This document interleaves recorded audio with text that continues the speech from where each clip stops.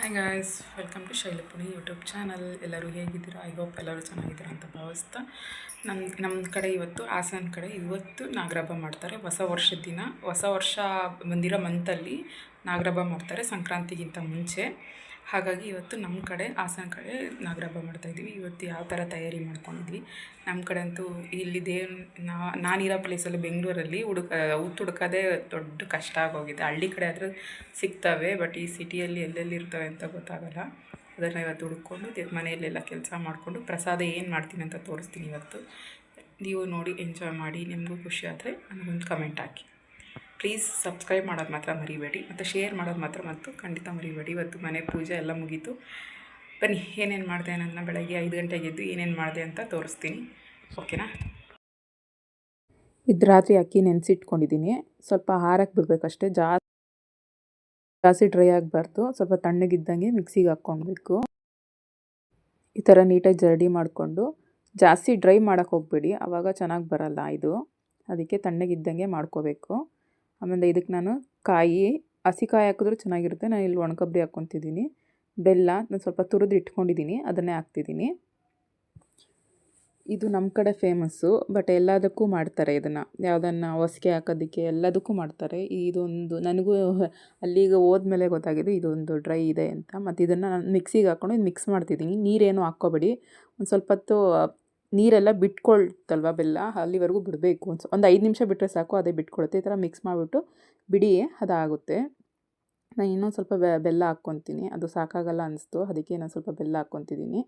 ಕಾಯಿ ಮತ್ತು ಬೆಲ್ಲ ಎರಡು ಹಾಕ್ಕೊತಿದ್ದೀನಿ.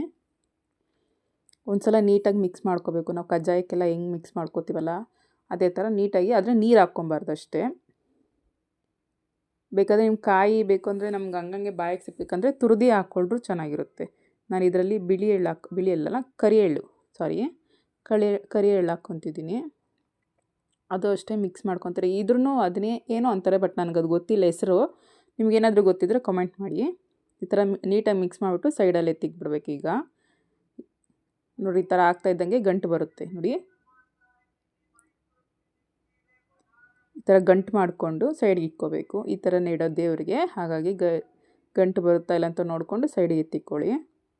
ಅದು ಇನ್ನೊಂದು ಸ್ವಲ್ಪ ಹೊತ್ತಾದಮೇಲೆ ಒಂದು ಸ್ವಲ್ಪ ನೀರು ಬಿಟ್ಕೊಳ್ಳುತ್ತಲ್ವ ಬೆಲ್ಲದಲ್ಲಿಂದ, ಅದು ಹಸಿಟ್ಟು ಅಷ್ಟೊತ್ತು ಸ್ವಲ್ಪ ತಣ್ಣಗೆ ಇರುತ್ತಲ್ವ, ಹಾಗಾಗಿ ಬಿಡುತ್ತೆ ನೀರು ಮಾತ್ರ ಹಾಕ್ಕೊಳಕ್ಕೆ ಹೋಗ್ಬಿಡ್ರಿ. ನೀರು ಹಾಕ್ಕೊಂಡ್ರೆ ಪಾಯಸ ಆಗೋಗುತ್ತೆ ಅದು. ಈ ಥರ ನೀಟಾಗೆಲ್ಲ ಉಂಡೆ ಮಾಡಿ ನಾನು ಪ್ರಸಾದಕ್ಕೂ ಮನೆಗೂ ಎಷ್ಟು ಬೇಕು, ಮತ್ತು ಪ್ರಸಾದ ಅಲ್ಲೇ ದೇವಸ್ಥಾನಕ್ಕೆ ತೊಗೊಂಡೋಗೋದಕ್ಕೆ ಎಷ್ಟು ಬೇಕು ಅಂತ ನೋಡ್ಕೊಂಡು ಹಾಕ್ಕೊತಿದ್ದೀನಿ. ಇನ್ನೊಂದು ಪ್ರಸಾದವಾಗಿ ಇಲ್ಲಿ ಅವಲಕ್ಕಿ ನೆನಾಕಿಟ್ಟಿದ್ದೆ, ಅದಕ್ಕೆ ಬಾಳೆಹಣ್ಣು ಮತ್ತು ಬೆಲ್ಲ ಎರಡೂ ಮಿಕ್ಸ್ ಮಾಡಿ ಇಡ್ತಿದ್ದೀನಿ.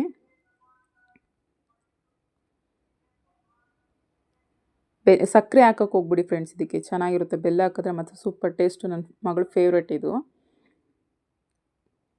ಅವಳೇನಾದರೂ ಟಿಫನ್ ಹಂಗೆ ಬೇಡ ಅಂದಾಗ ನಾನು ಈ ಥರ ಏನಾದರೂ ಮಾಡಿಕೊಟ್ರೆ ಚೆನ್ನಾಗಿ ಊಟ ಮಾಡ್ತಾಳೆ ಅವಳು.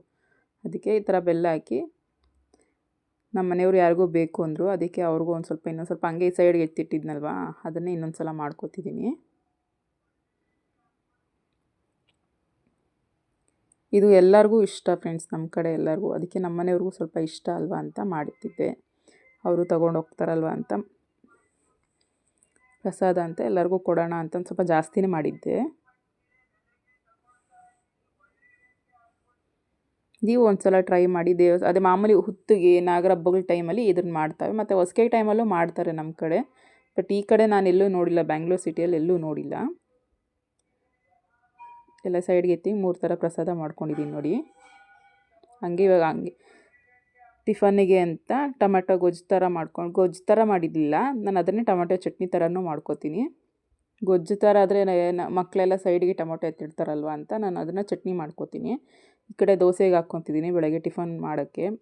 ಬೆಳಗ್ಗೆ 8 ಗಂಟೆ ಅಷ್ಟೊತ್ತಿಗೆಲ್ಲ ಪೂಜೆ ಆಗಬೇಕಲ್ವ, ಹಾಗಾಗಿ ಅವರಲ್ಲೇ ತಿನ್ಕೋತಾರೆ ಅಂತ ಬಾಕ್ಸ್ಗೆಲ್ಲ ರೆಡಿ ಮಾಡ್ಕೊತಿದ್ದೆ. ಬೇಕಾದರೆ ಈ ರೆಸಿಪಿ ಬೇಕಾದರೆ ಕಮೆಂಟ್ ಹಾಕಿ, ನಾನು ರೆಸಿಪಿಗೆ ತೋರಿಸ್ತೀನಿ. ಟೊಮೆಟೊ ಚಟ್ನಿ ಥರ ಸಖತ್ತಾಗಿರುತ್ತೆ ಫ್ರೆಂಡ್ಸ್, ನೀವು ಒಂದು ಸಲ ಟ್ರೈ ಮಾಡ್ಬೋದು. ಕಮೆಂಟ್ ಮಾಡಿ ಬೇಕು ಅಂದರೆ. ಸರಿನಾ? ಕೊತ್ತಂಬರಿ ಸೊಪ್ಪು ಒಂದು 5 ನಿಮಿಷ ಅಷ್ಟೇ, ಜಾಸ್ತಿ ಹುರ್ಕೊಳಕ್ಕೂ ಹೋಗಬಾರ್ದು. ಒಂದು 5 ನಿಮಿಷ ಇಟ್ಬಿಟ್ಟು ಕ್ಲೋಸ್ ಮಾಡಿಬಿಡ್ಬೇಕಷ್ಟೇ. ಬಾಕ್ಸ್ ಎಲ್ಲ ರೆಡಿ ಮಾಡಿದೆ ನೋಡಿ. ಅವರು ಈ ಕಡೆ ಇವಾಗ ತಿನ್ನೋದಕ್ಕೆ, ಆಮೇಲೆ ತಿನ್ನೋದಕ್ಕೂ 2 ಬಾಕ್ಸ್ ರೆಡಿ ಮಾಡಿದ್ದೀನಿ. ಮನೇಲಿ ಪೂಜೆ ಮಾಡೋಣ ಅಂತ ಅಲ್ಲಿಗೂ ಒಂದು ಸ್ವಲ್ಪ ಪ್ರಸಾದ ಎತ್ಕೊತಿದ್ದೀನಿ ಒಂದು ತಟ್ಟೆಯಲ್ಲಿ. ಮನೆಯೆಲ್ಲ ನೆನ್ನೆನೇ ಕ್ಲೀನ್ ಮಾಡಿದ್ದೆ. ಇವತ್ತು ಎಲ್ಲ ಹೂವು ಎಲ್ಲ ಹಾಕಿ ಪೂಜೆ ಮಾಡ್ತಿದ್ದೆ ಅಷ್ಟೇ. ಇದು ನಮ್ಮನೆ ದೇವಸ್ಥಾನ ಥರ, ದೇವಸ್ಥಾನ ಆದರೂ ಅಂದ್ಕೋಬೇಕು, ಹಾಲ್ ಏನಾದರೂ ಅಂದ್ಕೋಬೋದು. ಬಟ್ ಇಲ್ಲೇ ಚೆನ್ನಾಗಿರುತ್ತೆ ಫ್ರೆಂಡ್ಸ್, ಮಕ್ಳಿಗೇನು ತಾಕಲ್ವಲ್ಲ. ಈ ಮನೆ ಏನಾದರೂ ಇದ್ದರೆ ಎಲ್ಲ ಮಕ್ಕಳು ಹೋಗಿ ಹೋಗಿ ಎಲ್ಲ ಕಿತ್ತು ಕೆರೆ ಆಡಿಸ್ತಾರೆ, ಹಾಗಾಗಿ ಬೇಡ ಅಂತ ನಮ್ಮ ಮೇಲೆ ಇದು ಮಾಡ್ಕೊಂಡಿದ್ದೆ. ಆಚೆಲ್ಲ ರಂಗೋಲಿ ಹಾಕಿ ನನ್ನ ಮಗ ವಿಡಿಯೋ ಶೂಟ್ ಮಾಡ್ಕೊಂಡಿದ್ದಾನೆ, ನೋಡು ನಾನು ಮಾಡಿದ್ದೀನಿ ಅಂತ. ಮತ್ತು ದೇವಸ್ಥಾನಕ್ಕೆ ಹೋಗಿ ಅಲ್ಲೇ ಪೂಜೆ ಮಾಡೋಣ ಅಂತ ಹೋಗಿದ್ವಿ. ಉತ್ತು ಇಲ್ಲೊಂದೇ ಫ್ರೆಂಡ್ ಸಿಕ್ಕಿದ್ದು, ಬಟ್ ಬೇರೆ ಕಡೆ ನಮ್ಮ ಮನೆ ಹತ್ರನೇ ಇತ್ತು, ಬಟ್ ಅದು ಸಿಗಲೇ ಇಲ್ಲ. ಅದು ಯಾರೋ ಆವಾಗ ನೆನ್ನೆನೇ ಬಂದು ಯಾರೋ ಕಾಂಪೌಂಡ್ ಹಾಕ್ಬಿಟ್ಟಿದ್ರು. ಇಲ್ಲಿ ಉತ್ತು ಮಾಡ್ಕೊಂಡು ನಮ್ಮ ಕಡೆ ಏನೇನು ಬರುತ್ತೆ, ಇದು ನಮ್ಮ ಕಡೆ ತಾಳಿನೂ ಬರುತ್ತೆ ಫ್ರೆಂಡ್ಸ್. ಅದು ನಮ್ಮ ಅತ್ತೆ ಹತ್ರ ಇರುತ್ತೆ, ಅವ್ರು ಮಾಡ್ತಾರೆ ಅಲ್ಲಿ. ನಾವು ಇಲ್ಲಿಂದ ಅಲ್ಲಿಗೆ ಹೋಗೋಕ್ಕಾಗಲ್ವಲ್ಲ ಅಂತ, ಸ್ಕೂಲ್ ಬೇರೆ ಇತ್ತಲ್ವ ಅಂತ ನನ್ನ ಮಗಳಿಗೆ ಫೋಟೋ ತೆಗಿ ಅಂತಿದ್ರು. ಅದಕ್ಕೆ ಪೂಜೆಲೆಲ್ಲ ಮುಗಿಸ್ಕೊಂಡು ನಮ್ಮ ಆಚಾರ ಏನೇನಿತ್ತಲ್ಲ ಮಾಡಿಕೊಂಡು, ಮತ್ತು ಹಂಗೆ ಇಲ್ಲಿ ಆಂಜನೇಯ ದೇವಸ್ಥಾನ ಇದೆ, ಮತ್ತು ಮೇಲೆ ಎಲ್ಲ ನಾಗರಕಲ್ಲು ಇದೆಯಲ್ಲ ಅಂತ ಅಲ್ಲಿ ಹೋಗಿ ನಮಸ್ಕಾರ ಹಾಕ್ಕೊಂಡು ಪೂಜೆ ಮಾಡಿಕೊಂಡು ಶ್ವೇತಕಟ್ಟೆಗೆಲ್ಲ ನಮಸ್ಕಾರ ಹಾಕ್ಕೊಂಡು, ಅಲ್ಲೇ ಪಕ್ಕದಲ್ಲೇ ಒಂದು ಕೆರೆ ಇತ್ತು, ಸಕ್ಕದಾಗಿ ಕಾಣಿಸ್ತಿತ್ತು. ಅಲ್ಲೇ ಬೋಟಿಂಗ್ ಹೋಗಿದ್ವಿ ಫ್ರೆಂಡ್ಸ್, ಒಂದು ವೀಡಿಯೋ ಹಾಕಿದ್ದೀನಿ ನೋಡಿ, ಅಲ್ಲೇ ಬೋಟಿಂಗ್ ಹೋಗಿದ್ದು. ಮತ್ತು ಇಲ್ಲಿದೆ ನೋಡಿ ಫ್ರೆಂಡ್ಸ್, ಸ್ವಲ್ಪ ಚಿಕ್ಕದುಟ್ಟು ಹೋಗಿ ಅಲ್ಲಿ ಹಾಲೆಲ್ಲ ಎರ್ಕೊಂಡು ಪ್ರಸಾದ ಎಲ್ಲ ಇಟ್ಟು ಪೂಜೆ ಮಾಡಿ ಮತ್ತು ರಿಟರ್ನ್ ಮನೆಗೆಲ್ಲ ಹುಡುಗರನ್ನೆಲ್ಲ ಸ್ಕೂಲಿಗೆ ಬಿಟ್ಟು ನಾವು ಮನೆಗೆ ಬಂದ್ವಿ ಫ್ರೆಂಡ್ಸ್. ಬಟ್ ಚೆನ್ನಾಗಿತ್ತು ಫ್ರೆಂಡ್ಸ್, ಅಲ್ಲಿ ಪ್ಲೆಸೆಂಟಾಗಿ ಆರಾಮಾಗಿ ನಿಧಾನಕ್ಕೆ ಪೂಜೆ ಮಾಡಿಕೊಂಡು ಆರಾಮಾಗಿ ಬಂದು. ಅಲ್ಲೇ ಒಂದು ದೇವಸ್ಥಾನ ಇತ್ತಲ್ಲ, ಆಂಜನೇಯ ದೇವಸ್ಥಾನ, ಅಲ್ಲಿಗೆ ಹೋಗಿ ಟೈಮೆಲ್ಲ ಅಡ್ಜಸ್ಟ್ ಆಯಿತು ಫ್ರೆಂಡ್ಸ್. ಬೆಳಗ್ಗೆ 5 ಗಂಟೆಗೆ ಎದ್ದಿದ್ದಲ್ವಾ, ಏನೇನೋ ಒಂದಷ್ಟು ಕ್ಲೀನ್ ಮಾಡ್ಕೊಂಡಿದ್ದೆ. ಕೆರೆ ಮಾತ್ರ ಸಖತ್ತಾಗಿತ್ತು ಫ್ರೆಂಡ್ಸ್. ಅಲ್ಲಿ ಆಂಜನೇಯ ದೇವಸ್ಥಾನ ಇತ್ತು, ಅಲ್ಲಿ ನಮಸ್ಕಾರ ಹಾಕ್ಕೊಂಡು ಹುಡುಗನ ಸ್ಕೂಲ್ ಬಿಟ್ಟು ಬಂದ್ವಿ.